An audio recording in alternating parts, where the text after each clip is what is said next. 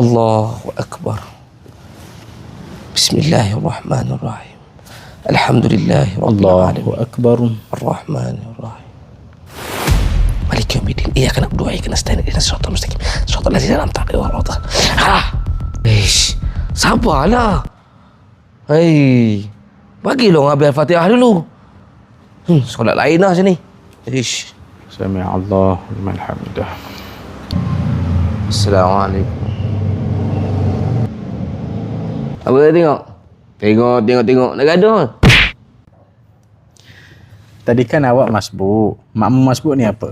Makmum masbuk ni adalah makmum yang tidak ada masa yang cukup untuk habiskan bacaan surah Al-Fatihah sebelum imam rukuk.